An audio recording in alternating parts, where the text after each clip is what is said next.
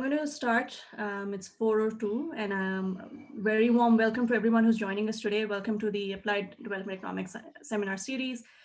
Today, we're very happy to welcome Dr. Rashid Memon, who is an assistant professor at the Lahore University of Management Sciences.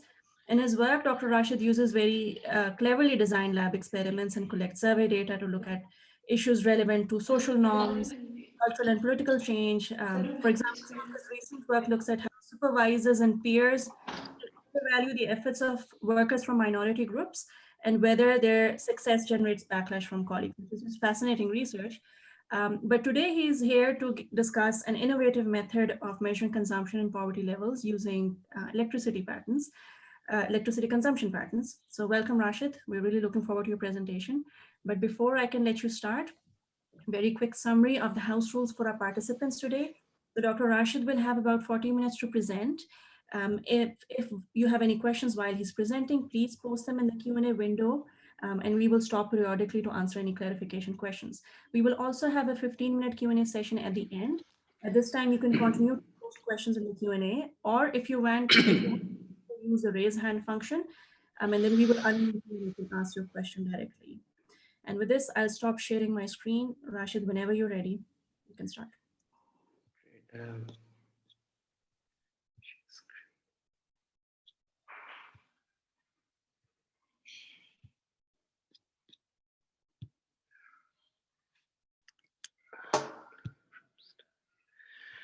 Boss, thank you so much. It's an absolute pleasure to be here.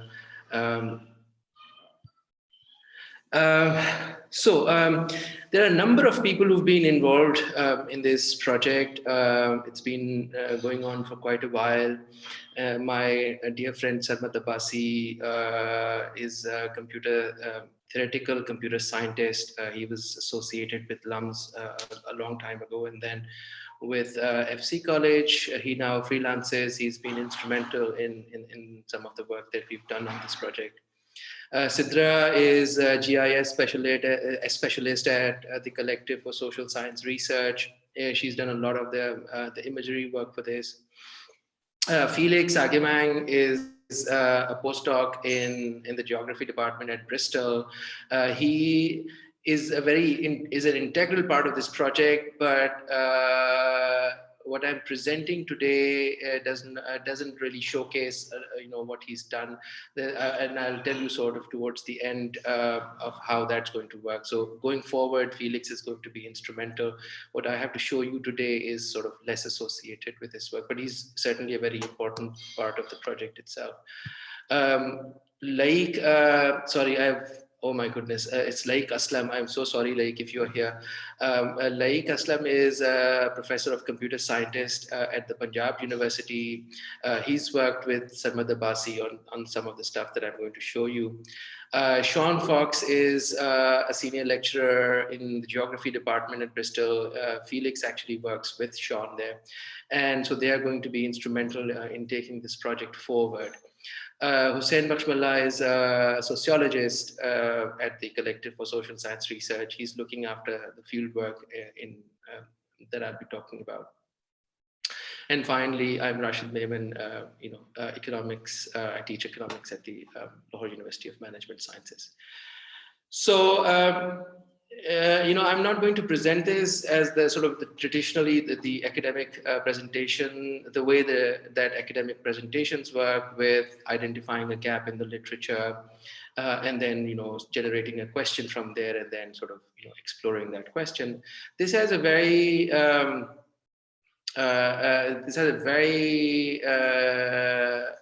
this is very policy oriented, and this entire work emanated from a particular request from the Sindh government.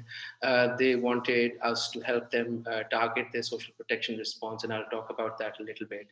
And that sort of request led to us designing an electricity consumption predictor algorithm that Laik and Sarmat have designed, and then we've sort of come up with academic extensions, and that's where Felix and Sean come in, and we are taking that the concept of the link between poverty as measured, traditionally with electricity consumption poverty or energy poverty, and that link is the one that we are going to explore in the field, and that constitutes the second part of the project.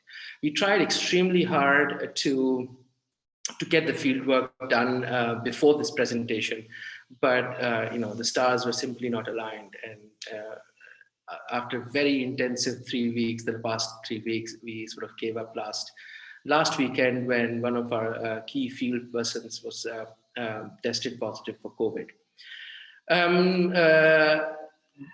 Right. So, but before I start, I would just like to say a big thank you to IGC, who's funded this project.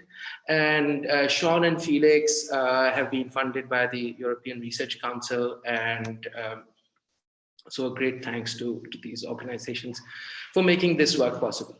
So without further ado, so when COVID arrived and Karachi went into lockdown, a close friend and mentor who works for the Sindh Social Protection Strategy Unit, which has been recently created to look after Sindh's social protection response, contacted me for some help. And there was some in the policy sort of circles in the Sindh government that wanted to tie targeted social protection interventions with the lockdown. So the idea was, if you're locking down a place where you think a very large number of vulnerable people live, then you could identify those areas and give either cash relief or food relief or something of the sort. But the question for an economist essentially was, how do we target? How do we target well? Now, ideally, what you would need, right, is a comprehensive and dynamic social registry, right, which the BISP's NSER was, say, 10 years ago. But now it's quite old. It's unclear whether, how well it represents poverty. And the news round has not come out. And there were some sort of questions also on exclusion errors in the new NSER. So we didn't want to use that, not that we had it, but so the question was, how do we target social relief if social relief actually is dispersed? Now, the sort of fallback option for the government always is to use the deputy commissioners as relief commissioners. So the deputy commissioners, and actually that is eventually what happened.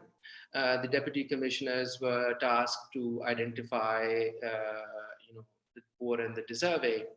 And now there is a huge literature that values the local knowledge that the deputy commissioners can tap into, right? Because the deputy commissioners essentially talk to local notables, and those notables will have, information that the government would otherwise not have. So that is valuable, and people that I respect very much, like Alderman at the World Bank, take local knowledge very, very seriously in targeting. But there's also a lot of literature that suggests that the possibility of elite capture if you use local notables, right? So a lot of the work on local patron-client relationships would essentially tell you that there's systematic exclusion if you use local knowledge. So essentially, exclusion criteria at the local level sort of work into relief. And so there were some who said, can we do a better job at targeting than asking the deputy commissioners to give us lists? And initially, the idea was can be captured as from this picture. So if you look at it, you'll see a red polygon. Can you actually see my cursor when I move it? Farah? Yes, we can. Yep. Okay, good. So this is a cluster that I've marked as red, and this is a cluster that I've sort of marked yellow, and you can see that this side is noticeably different. So the initial idea was, can we look at satellite data and teach our computer to identify different sorts of structures and classify them as, say, poor, bit less poor, and non-poor, right? So why have I classified this? This is actually arbitrary, but just to make a point. I think that these are small houses. They are very clustered together. There doesn't seem to be a lot of space. These are not exactly rich, but they sort of look a bit bigger. There's spaces between them, and so congestion is less.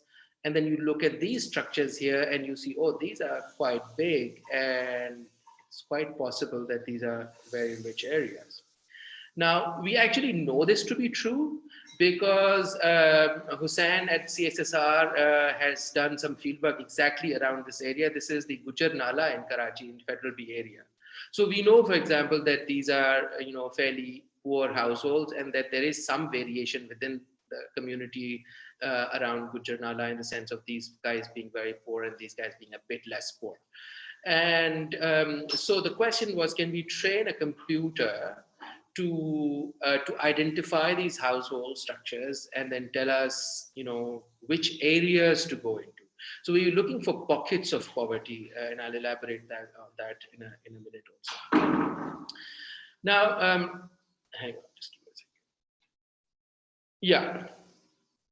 And so we asked a computer scientist who specialized in image detection to work on this. And so we were told that, you need ground truthing data to do this. So ground truthing would be, okay, so for example, my ground truthing comes from sociological work saying this area is slightly less poor than this and these guys are rich. And the question is, can I actually match this household here to a certain metric of poverty? This household here, say, to another measure on the same metric of poverty. And if this household is structurally different from this household, and their poverty scores are also different, and this household is certainly very different structurally, and the poverty score is also very different, then then fantastic. So we are in some sense back to ground zero, which is to say, well, if we had that kind of data, then that would be something like the BISP registry, right? A poverty score for each household, a census. So we don't have that.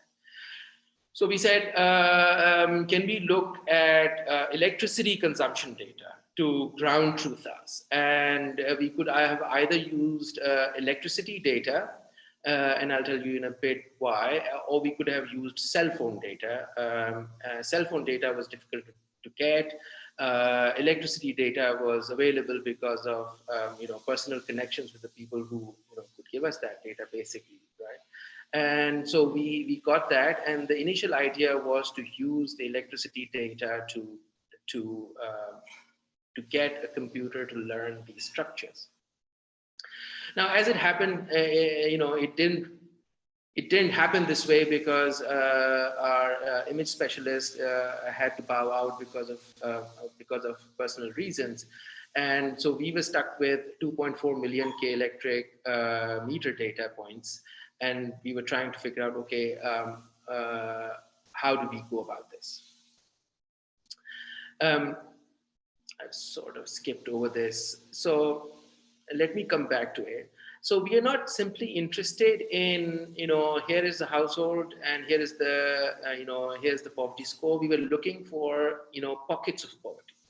And the reason for looking for pockets of poverty was that, once you identify a criteria for deciding, okay, this is poor and this is not poor, and so on and so forth, then it becomes easy to administer, right? And perhaps most importantly, it prevents households from adjusting behavior. So if you identified, locations A, B, and C as poor, then a person who's non-poor would actually have to get up and, actually change houses to be considered as as poor and get relief. And that is costly. So it prevents households from adjusting behavior. It's cost effective in the sense that, if you can come up with those measures, you don't have to do proxy means testing, which is quite expensive. And there is a history of application to poverty alleviation programs as well. And finally, we also think that there do exist large differences in living standards between geographical areas, and pockets of poverty do exist. So if we can get to those pockets of poverty, that could be very helpful. And the question then became, can electricity consumption data help us differentiate between areas of prosperity and poverty? And actually, the entire nuance between, a lot of prosperity and abject poverty. So when that satellite imagery bit sort of broke down, right, and and the only thing we had was consumption data, we were still sort of a bit ambitious, saying, okay, we have consumption data averaged over the last 12 months. So we got this data in around April. So this data was March 2019 to March 2020, right? So a 12-month average for 2.4 million data points. Actually, it was a bit more than that, but quite a few got lost in cleaning, etc. But 2.4 million data points is a huge data set, and we were like, okay, can we say something reasonable using this consumption data? And so we took our cue from the nightlights data and poverty mapping exercises, right? A lot of you might be aware of those, that people look at light nights data from that satellite data, and they take that as a proxy for economic activity, and then can come up with rankings of fairly large geographical areas, and defining them as high income or low income, or low activity or high activity, right? And for us, the question was, okay, so can we sort of invert this? We have ground data. We don't have data from above, but we do have data from below. And the interesting thing about data from below is that there is no sort of dispersion of light that you have in the nightlights data. So if there are two neighborhoods, for example, this neighborhood is very rich and this neighborhood is very poor. If you look at this from the satellite, if you look at nightlights data, the glare from these houses will overcome any lower consumption of energy from this area. So nightlights work with at a very sort of a low resolution, and so we were excited to sort of think about working with energy data at a very fairly fine resolution, right? And so as we thought about it, the first thing that we thought about was, okay, so here's energy consumption. There's a huge literature on measuring energy poverty. And so should that be a starting point? And so Shahid Kandkar has written some important papers on measuring energy poverty.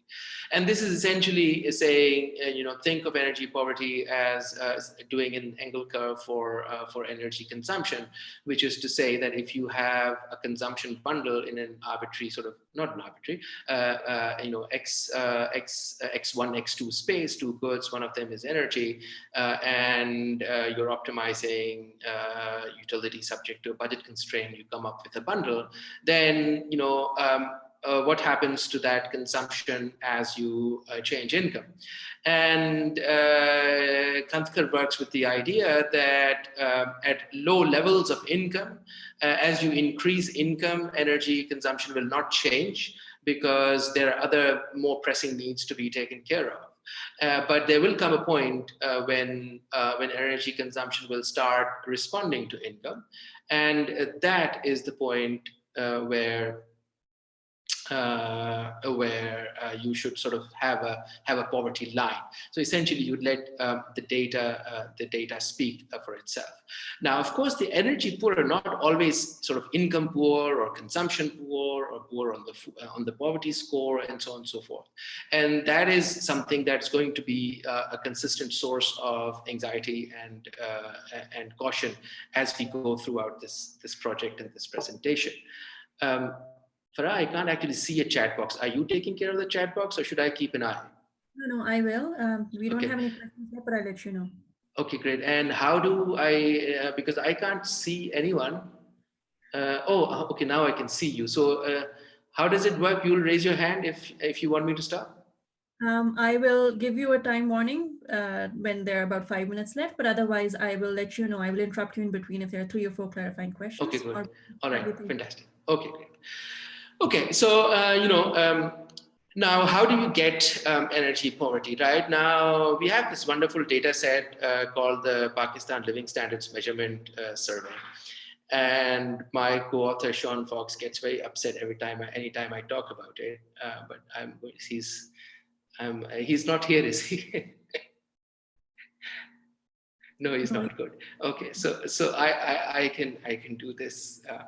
He's a geographer, so he gets very upset when I start taking ideas from a completely different data set than the K electric data set and say, well, I think we should sort of do some transfer learning. I mean, economists love working with household data sets, and I think it's one should be very cautious in using household surveys, but they do give us a lot, because at the end of the day these are very carefully designed random samples, right? So and I like random samples very much. So what I've done here is I've taken the PSLM, if I'm not mistaken, is representative at the city level. This works even if it's not representative, but I do think it is. And so there are about 1,667 observations. They're slightly more, a couple of them get lost in the regression.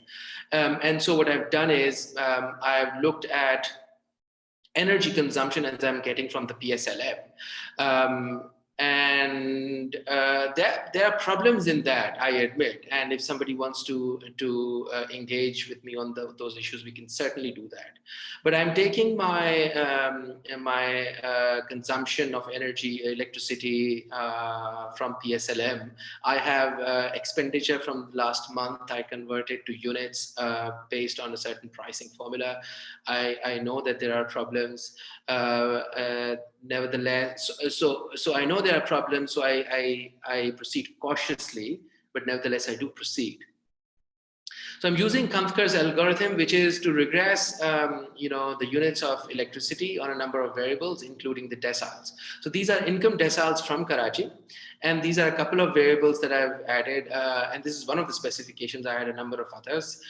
This was giving a fairly decent R squared, so it's explaining a lot of variation in the electricity consumption.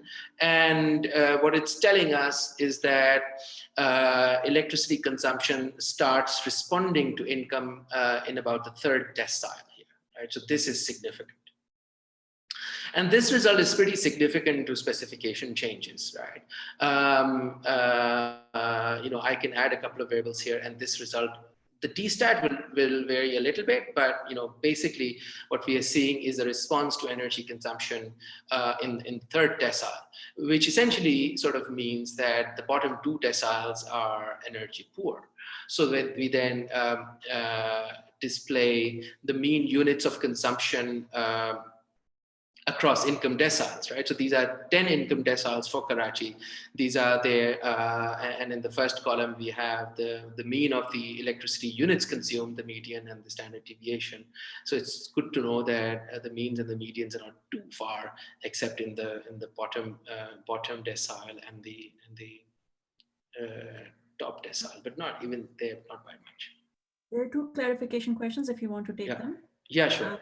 So one is by Hamna. She's asking if the unit of observation here is a city. And then Sylvia, I think, is maybe clarifying, or I'm not sure if she's asking at what level is PSLM representative at? Is it the urban, rural level, provincial level, etc.? Yeah, is that Sylvia Redeli? Sorry? Yeah. Is that, yeah. Oh, nice. So representation, if I'm not mistaken, is at the city level as well as the urban-rural level as well. But the thing is that even if it's not represented, so I mean, my take on representation essentially is that it enlarges your confidence intervals. So when you do your regressions, you'll probably see less significant T-stats. So, but if you do see something that's significant, that's significant regardless. Sylvia has asked a question at a fantastic time, because I was going to talk about her results without mentioning her, of course. I was very relieved. In fact, you might recall, Sylvia, that we talked about this, and the decile at which I was getting my significant T-stat was actually the 6th one when I talked to you, and I was like, this is not very discriminating or differentiating. And you had said that the World Bank folks had come up with the 3rd decile. And I realized at that point that my regressions were leaving out a lot of observations. And so I was very glad that when I ran this particular regression, I was getting a result that was fairly similar to the World Bank folks. In any case, this is not a paper about saying, okay, this is precisely the energy poverty line. We are trying to essentially construct or sort of, understand how to think about energy poverty and consumption poverty, and that's sort of, the finale. But it's a way. 2 more questions, and then I think we'll keep the rest for the end. So Tim Doberman is. Are these annual mean units? So the mean units that you're showing. Hadia Majid is asking, how does electricity theft factor into this? So I think somebody also asked if this is city level. No, so this is household level. So these are 1,667 households in Karachi. And so this is the bottom decile, income decile. So the 2nd decile for Karachi, the 3rd decile for Karachi, the 4th decile for Karachi, and so on and so forth. And the units in this data are units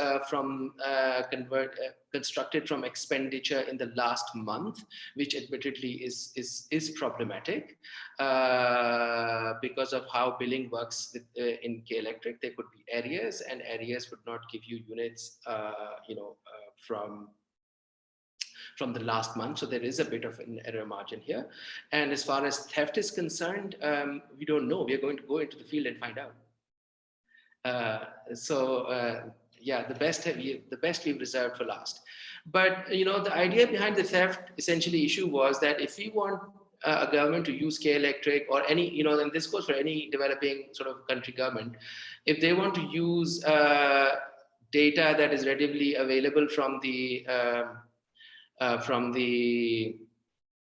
electric suppliers, this is the kind of data that is available, right? And if there's theft, then it's sort of built into it. And we can deal with it by doing a household survey to figure out how important that is. And we can also talk about if there's systematic ways in which the rich or the poor are stealing, and if that has any effect on the results. But that is something that we've not dealt with explicitly yet. We are hoping to deal with it when we actually do the survey, and part of the survey is about taking pictures of kundas and getting a more nuanced idea of how theft works. So if we take those thresholds, this was supposed to be 0 to 189. There was a miscommunication with the RA, and so she used 192, which is not, it doesn't change a lot. And these graphs take hours and hours to make, so I didn't ask her to change it. So the red is, consumption poor. 292 is the sort of mean consumption for the 6th decile. So we have the orange to take you up to the 6th decile, and then 2 more to show, different levels of, say, quote unquote, energy prosperity. Now, this is not, and by the way, this is just for Karachi South, just to keep things manageable, right? So, and to show that, there's nothing, I'm so sorry. I need to rewind a bit. We used the cutoffs from the PSLM, and we took the cutoffs to the K Electric data. So we defined households as poor if the K-electric data had a consumption of less than 192. So now this 192 is a mean consumption for the last 1 year. And what we've done here is we've taken grids of 90 by 90 meters, right? And we've identified average consumption in those 90-meter grids. So any meter that falls in the 90 by 90 meter grid is, averaged out. And if the average is between 0 and 192, we call it a poor cluster, energy poor. And if it's greater than 429, it's a green cluster, and so on and so forth. But these are, these cutoffs are I've tried to give them some basis in the regression. But other than that, we can use any cutoffs that we want. And now this data is, is not, it seems consistent with our with our view of Karachi, with our sort of knowing of Karachi. This green bit here is all defense. There are a couple of red meters here, and that's very interesting, and we are going to explore it in the survey. It's difficult to identify Gizri in this particular diagram, but we've seen it in others, and we see it as red. This area here, I can use another sort of bit better graph to show you that that red cluster is this area here, right? Now we know this cluster. This is near Shirin Jinnah colony. This is your Mai Kolachi bridge. This is China Creek. And these are, this is Kot Sakhia. This is Sikandrabad. So, from sort of qualitative fieldwork of colleagues, we know that these areas are poor, right? Now, if you go back, now this is sort of the Liari area, right? And again, we know, and this is Machar colony here.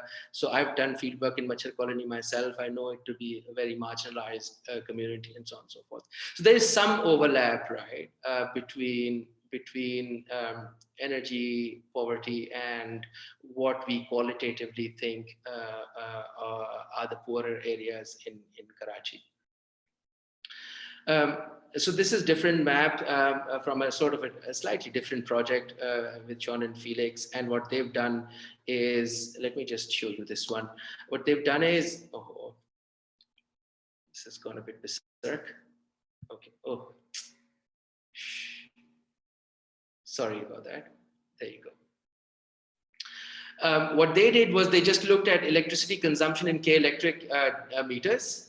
And they said, well, let's look at the bottom tercile, the mid tercile, and the top tercile. And we will cut the bottom tercile into the bottom 10% and the next 23%. And this is how it looks like, right? And then, and again, you have a similar sort of look. And what we've done is we've overlaid on this the Union Council boundaries. Right. So we know, for example, that Union Council 162, in which DHA falls, is a fairly rich one, and the Machar colony you see should be around here somewhere, right? Has some poverty, although not the bottom 10%. The bottom 10% is coming from the Korangi side. Right. So basically, the idea is that we can sort of cluster energy consumption at some geographic level, and so it's a question rather than an assertion, right? So we are still at that level where we are questioning, can we use electricity consumption aggregated at some geographical level to come up with a ranking of poverty, right? And those boundaries can be natural or organic, as roads and nullas or Union Council, which I've shown you to be too large, and polio community health worker areas, which we've done, but we are unable to show because there are 10,000 polio community health worker areas, and I'll tell you about them shortly. How much time do I have, Bharat? So you have about 10 more minutes. Oh my goodness. Okay. So this was much shorter in my rehearsal. Okay, so very quickly, so I'm still sort of, dealing with, okay, how about what is the link between energy poverty and income? And so what I do is I take quantiles of household monthly income from, we are back to PSLM, by the way. I apologize if I'm making people dizzy here. So 10 deciles of the monthly income from the PSLM, and for each decile, I'm computing the proportion of people who are energy poor. And again, this sort of looks reasonable. In the bottom decile, a lot of people are energy poor. In the top decile, very few people are energy poor. So even at the household level, there's some connection. Right? The other is to use the cost of basic needs method to construct a measure of consumption poverty, and say, well, okay, you are consumption poor if the adult equivalent household expenditure is less than 3,776. And then the question becomes, okay, how is energy poverty relating to consumption poverty? And so we find, so I'm sorry, this is a replication here. We find that of the 1,667 households in Karachi, 164 are consumption poor, and energy poverty explains about 113 of them, right? So it can explain 70% of the households, but the problem is that a very large number of households that are qualified as energy poor are actually consumption non-poor. So if you were to use energy poverty as we've defined it, as a way to target relief, you will reach a lot of the poor household, with 70% to be exact, but you'll have a huge leakage, right? And that is a problem. So this is something that I've done very hurriedly this morning. As I was rehearsing, I realized I could do this. I haven't thought this through very deeply. What I've done here is this. Again, this comes from my love of random samples.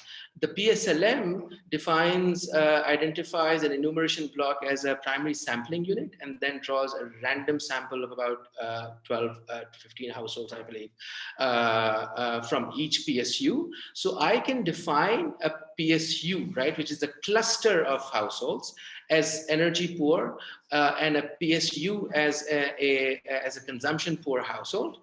And the way I do that is by saying, okay, if 50% of the households in a PSU are poor, you are energy poor. So there are about 8 clusters out of 158 in Karachi who are poor.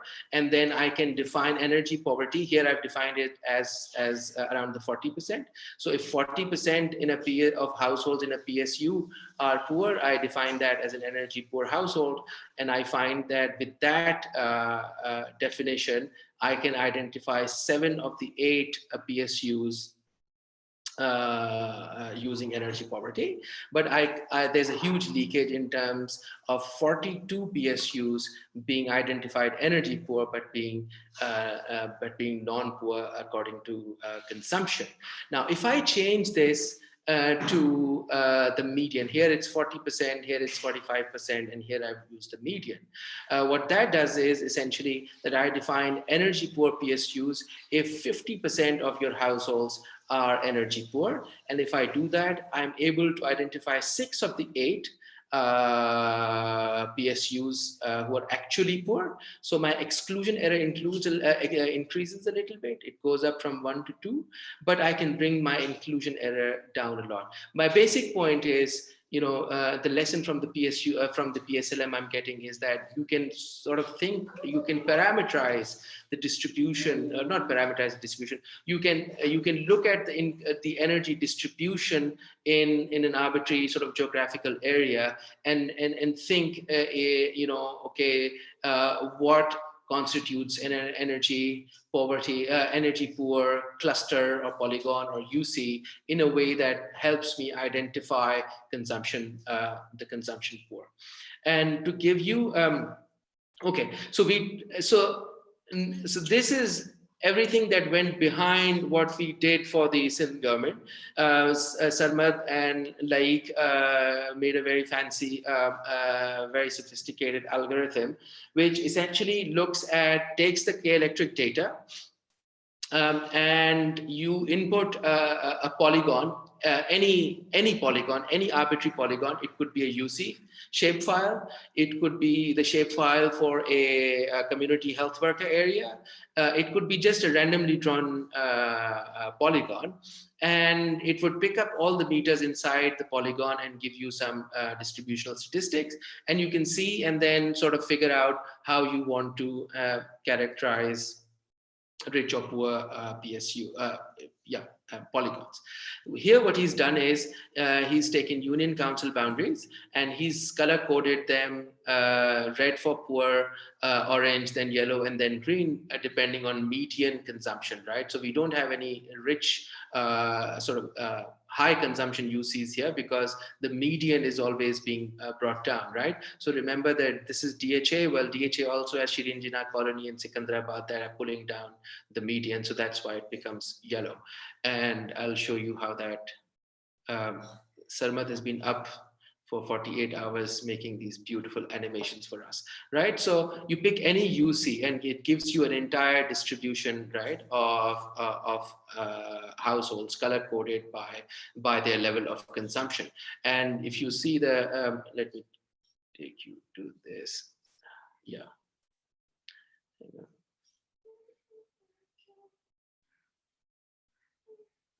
Yeah, oh, I'm sorry, it's very difficult working. There you go. I'll pause it in a second to show you something. So instead of that vertical bar, we could have done proportions, but bars are aesthetically more pleasant. And so, but this gives you the proportion of energy poor in any given UC, right? And you could do it for any polygon. That's basically our point. So we've made an app for an algorithm for the Sindh government, which allows them to input any shapefile or any polygon they want and give them distributional statistics based on energy consumption in that particular polygon. The other task that this algorithm does is, and this has a very interesting history. At the start of the project, there was a very distinct possibility that the Sindh government would have a dedicated telephone line, and a person would call in to identify themselves as requiring relief during lockdown. And because this was lockdown, we thought if we could get that GPS location for where the call was being made, we would identify the household location for that. And then the issue was, if we input the GPS location of that cell phone, right? That's a longitude and a latitude. Can we predict, the consumption of that person there? There might not be a meter exactly at that GPS location, but can we predict? And so, like and Sarmad came up with 5 different algorithms. One was you take 500 nearest neighbors and take their average. You can take a weighted average of the nearest neighbors, where the weights were inversely proportional to the physical sort of distance, the straight line distance between the point that you are that is of concern and the nearest meters. You can draw a little circle and just take 30 meters, 30 nearest neighbors.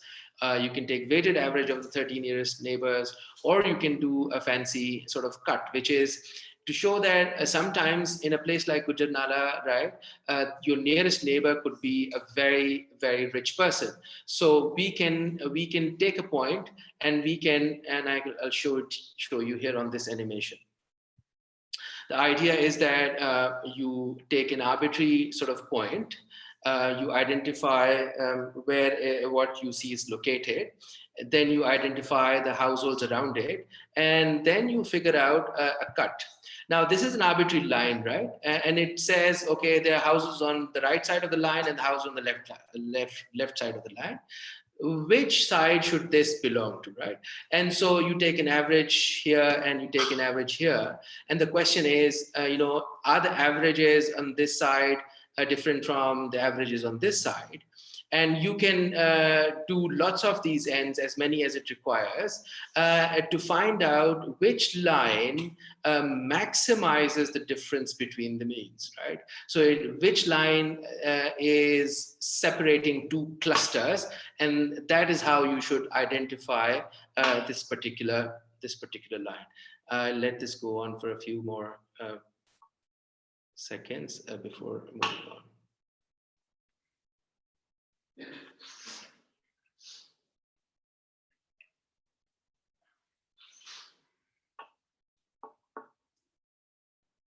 So again, the question is, okay, this household should probably be, visually it sounds like, it should be here. The line should be here, separating this cluster from that cluster. But we leave it to the algorithm to find out which side is actually better. At this point, Sarmat, do you want to say something? Are we out of time? There are 3 minutes left, so. I'm sorry, Sarmat, I've made you wait so long. Do you want to say something? Sarmat has dozed off. No, I'm here. Okay. I'm just not good at playing with the computer so quickly.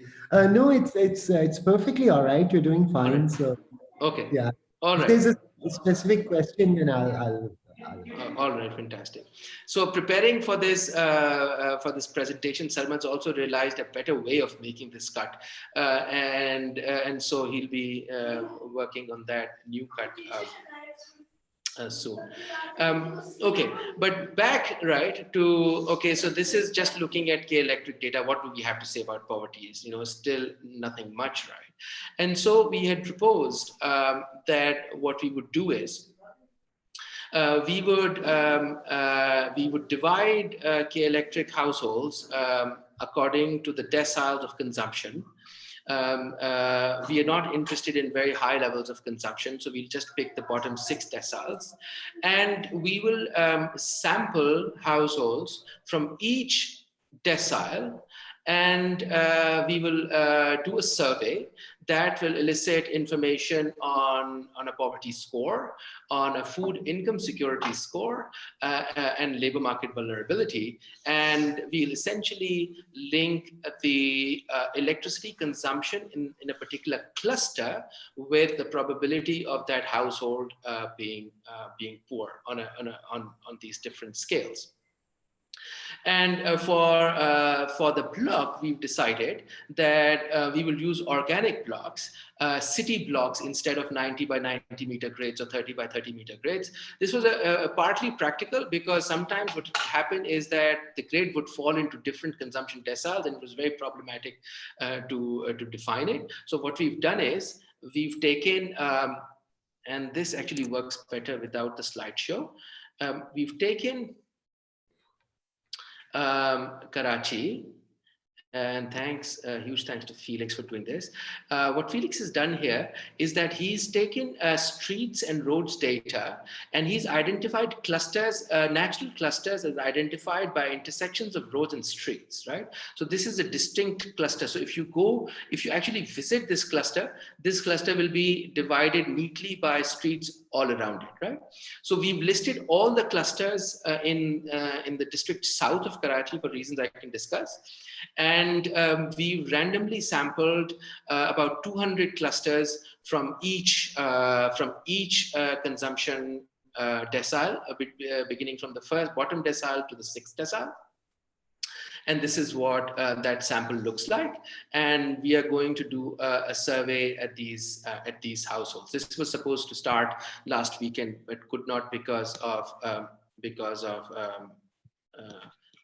COVID. I'll just take one last minute. So the poverty score, what we've done is we've done a regression of consumption and the poverty dummy variable based on consumption on a number of variables: family size, dependency ratios, congestions, water supply, and we fiddle around with variables, in a way that we can predict poverty as much as we can.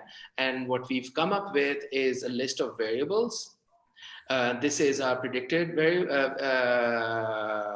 these are predicted values, and this is poverty based on a consumption at an equivalent of 37.76. And we find that our predicted poverty based on a number of assets, about 15 or 16, and a couple of other questions, predicts 82% of the food consumption poverty. And there is an inclusion error, but there was no. We tried very hard to reduce it, but we could not. Just one more second, if I can have. The other end, so that's the information we are getting on the poverty score, and we'll relate it to energy consumption.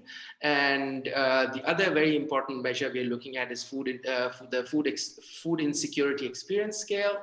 1 month recall. It has questions on uncertainty around food access. It tells us whether people have reduced their meal size in the last month, if they've reduced the number of meals in the last month, if they've gone hungry for more than 20 hours in the last month, and then finally some measures of food diversity, understanding how many times they've had protein, leafy vegetables, tubers, pulses. And this actually came from a mock interview, people who had chai roti all day long for several days. And I think I'm going to stop here. I've taken more than enough time. So I'm happy to answer any questions. Thank you, Rashid. This was really fascinating. We do have a couple of questions, and Right. Tim Doberman actually has asked a couple, so I've asked him to unmute, and he's going to ask you those. Sure. Great. Hi. Thank you so much for the presentation. It's been very interesting, and be exciting to see the results from the survey when that's finished. So I think I had one core question, which is to get your sense on how possible it would be to target individual households using this consumption data. And I think there's two sub-questions to that. Because one challenge that I'm aware of, at least in other parts of Pakistan, is multiple metering, and the concern that potential households may have 1 or 2 or 3 meters, and that could affect your average estimates.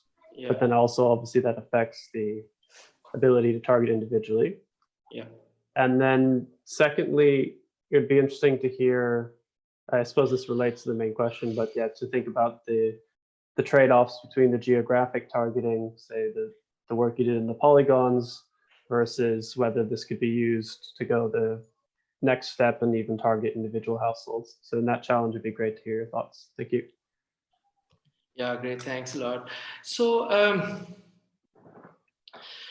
partly this is in response to a request by the government, which seems to be more interested in geographical targeting for a number of reasons. But we have discussed individual targeting, and my sense is that we might actually know. Well, so we are eventually going towards that. There are a couple of other projects that actually Sean and I have applied for that are essentially going towards that. But with this, my sense is that the link between energy poverty and household poverty, there's a lot of noise there. So you can find lots of high income areas, right? Or no, not even high income areas, low income areas, where you would find a rich person not consuming a lot of energy, right? So if you go to multi-class neighborhood, for example, even if you go to Lyari, for example, right? If you go to Lyari, you could often find somebody who owns a building, living in the same building, in a same small house, not consuming a lot of electricity, but being surrounded by lots of poor people. So it's very difficult, I think, to look at energy consumption and target at the household level simply because of the noise that's around it.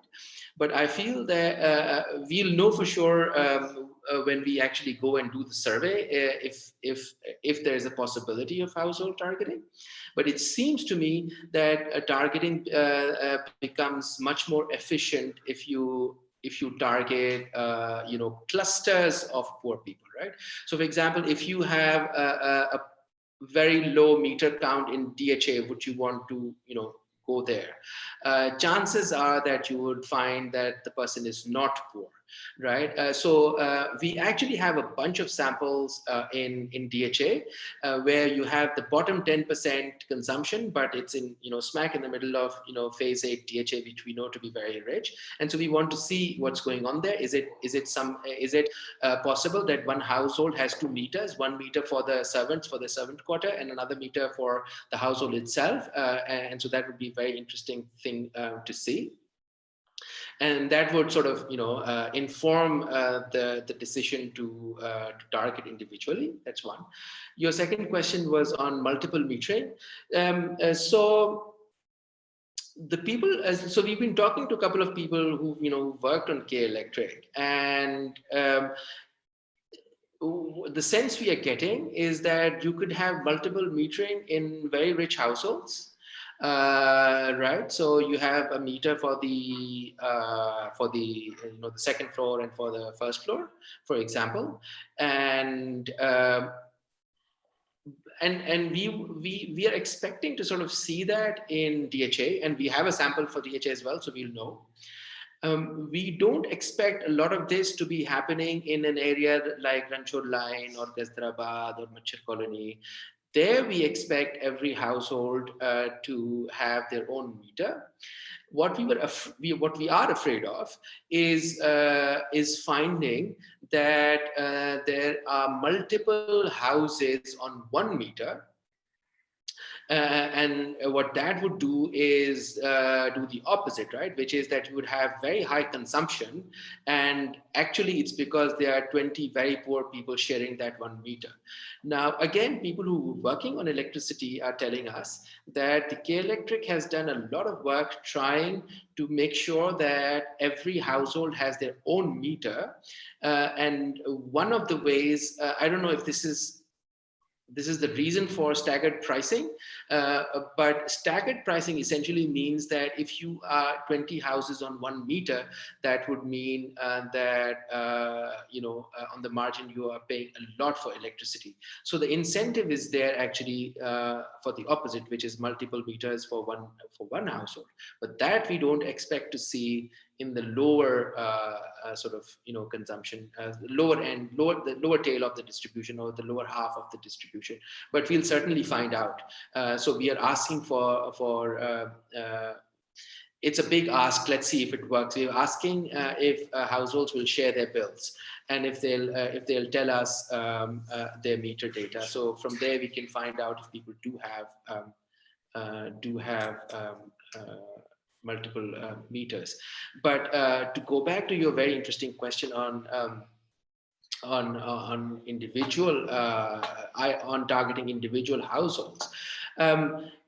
Again, the government seems to be interested in.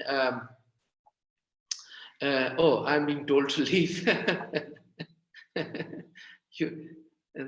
No. I mean, if you Farah is already saying, okay, hang on.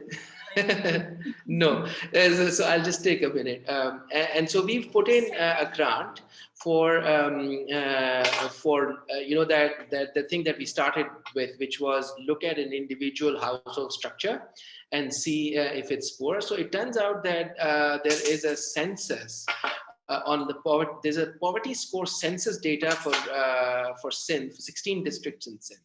And what we've done is we've applied for a grant to study that, right? So use satellite imagery to study household house structures, and ground truth it by using poverty score data, and that can certainly be used for targeting individual households.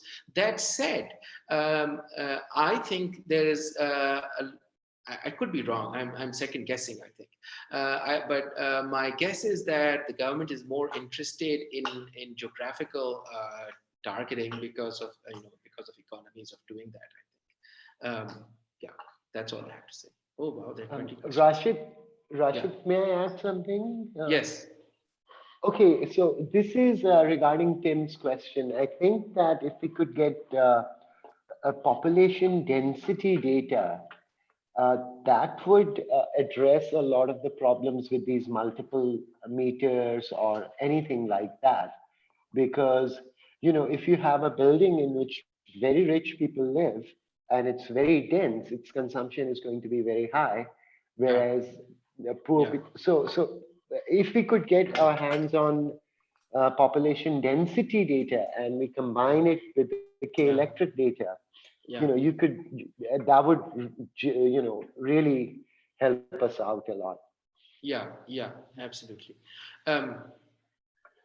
I'm now seeing a lot of chat questions, which I should have seen a long time ago. I'm so sorry for that. I think you've answered quite a few of them while answering, but I'll just highlight some of the things that they were saying.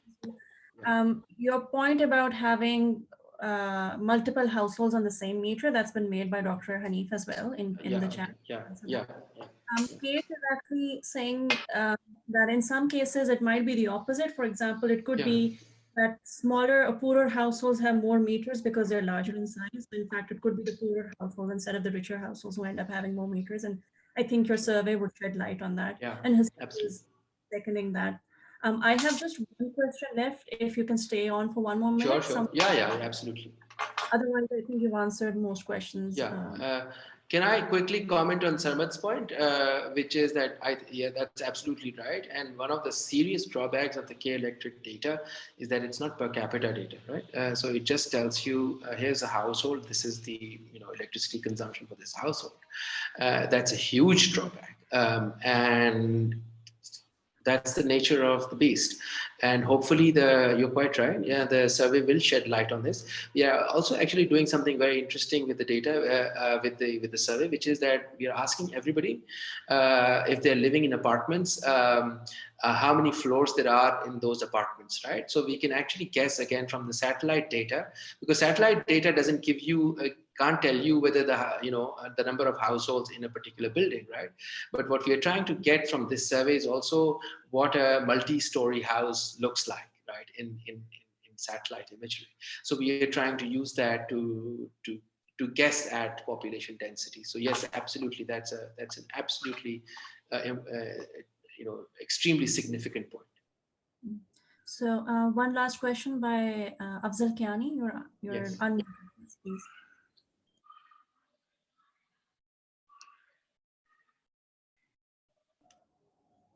Hello? G. Yes.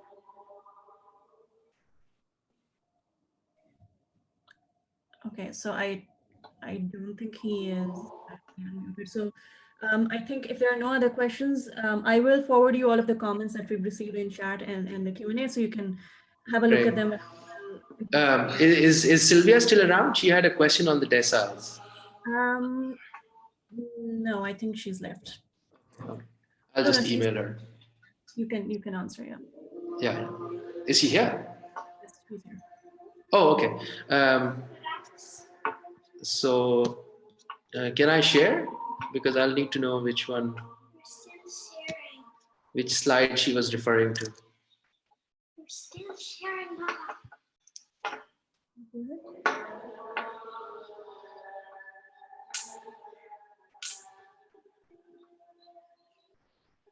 So in my graphs, I've had deciles of monthly income, and I have had deciles of electricity units consumed.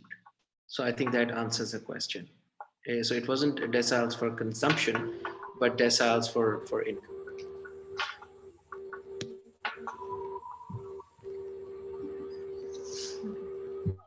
Clarifying that she was asking about the energy regression. Yeah. Yeah, as I said, energy regression is income deciles. Okay.